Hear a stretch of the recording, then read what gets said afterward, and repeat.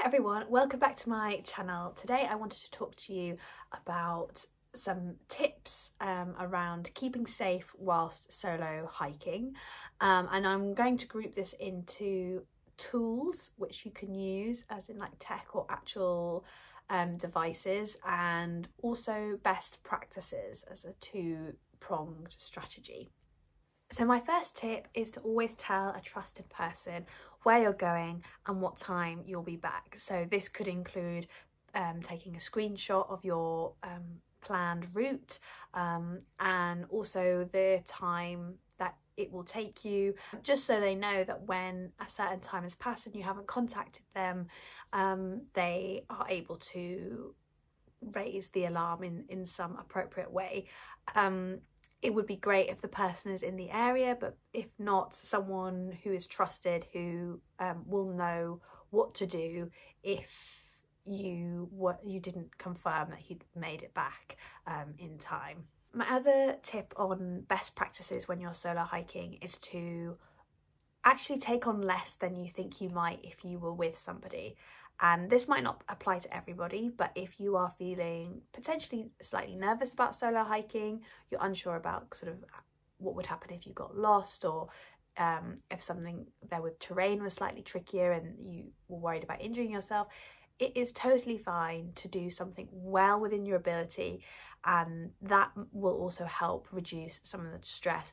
It could also be a walk that you've done before, so you know what's going to come, and you don't have to take on huge things when you're walking alone. It is absolutely okay to do walks that are a lot easier, a lot more doable than potentially if you were with a group or another hiking companion. And sort of in relation to this, I would recommend, if you are taking on something a little bit more challenging, to always have escape routes built into your hiking plans.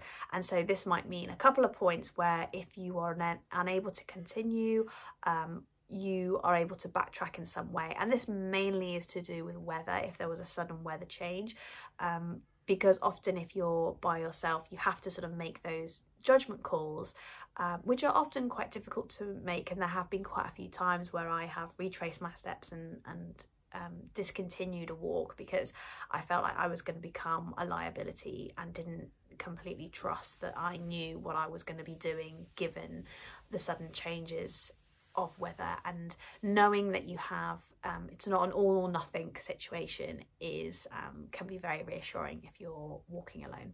My other tip is to, of course, check the weather and be very diligent about knowing the conditions. I think particularly when you're walking alone, if something is to happen, there isn't always that immediate process in order to raise the alarm, depending on what might happen if you were on your own. So the weather is always changing, and so I would say be particularly careful when looking at it. And I would really recommend that if you're doing any mountain hiking rather than lower level, I would strongly recommend the Mountain Weather Information Service, as that will give a really good breakdown of the weather, but also wind speeds, temperatures, chill, and goes into how that would affect you. And I think it's important to know how the elements can have an effect on you. For example, I know that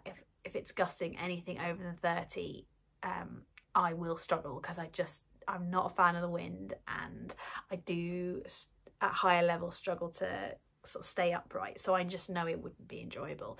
But perhaps someone would be more comfortable with that level of wind and would be able to do that, and having that knowledge, so when you're looking at the weather forecast you can make those judgment calls again, and ensuring that you're not putting yourself at risk or any mountain rescue persons either. So my top tips on what to take in terms of safety measures, I would say the OS app is really useful for being able to pinpoint where you are. I wouldn't rely exclusively on that, and of course would take a paper map and a compass if something was to happen to your phone. But it can be sometimes when you are walking alone, it can be just that extra reassurance knowing exactly where you are. With the OS apps, I would really recommend downloading the app as well as a safety measure before you go out, and this is to ensure that if you lose your signal, you still have the app, the map, downloaded, and just provides that additional security, because being in the countryside, you don't necessarily know if there's going to be any sort of Wi-Fi signal, so having the maps downloaded before you start, and that way it's relying on the GPS rather than any internet. The other app I would recommend is What 3 Words. I actually haven't used this myself so much, but I just have it on my phone just in case, and it's a way of sharing location based on each grid reference has 3 words attached to it.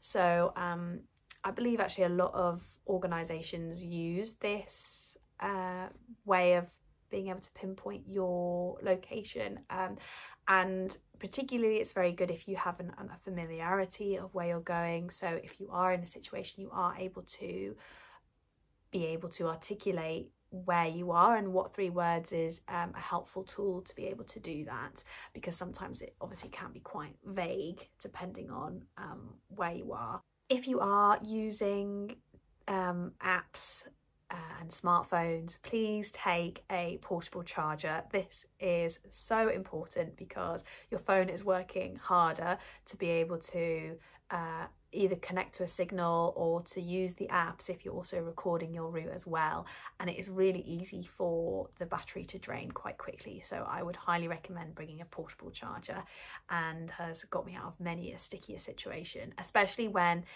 if you want to let someone know that you're back and you're fine and you're safe but your phone is dead, then that can also cause the other person who's waiting for you to be a little bit alarmed. So definitely bring a portable charger and get one if you haven't got one. And finally, a whistle and head torch. A head torch is really useful when you're walking alone, because if you maybe slightly misjudge it with the timings, or it starts getting darker earlier than you thought it was, it just enables you to be able to walk with in darkness, and that can sometimes be quite scary when you're walking alone. And I think having a head torch is really, really key, and just ensures that you're going to be able to see where you're going and you're not going to sort of trip or have another hazard, which is really important to remove those risks when you are walking alone. And taking a whistle is for worst case scenario, and this is potentially if your phone has stopped working or you don't have a satellite signal and you are in a sort of desperate situation where you really do need urgent help. The distress call is 6 blasts in a minute, and then the response to that is 3 blasts, the sort of recognised call and response.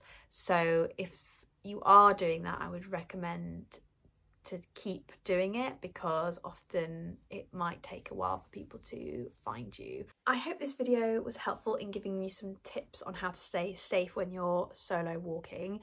I would also just say, as a general, trust your gut, and if something doesn't feel right, if you feel like you're making a decision that you might regret, I would always say, you know, it will be there another day. You can always go back and do it in better weather, maybe with company, with someone more experienced.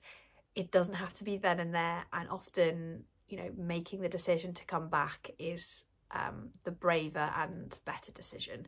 So never put yourself in a situation that feels uncomfortable, whether it's your own ability or you just don't necessarily feel overly safe, because there'll be plenty of opportunities to get out into the hills and to the countryside and to try it again.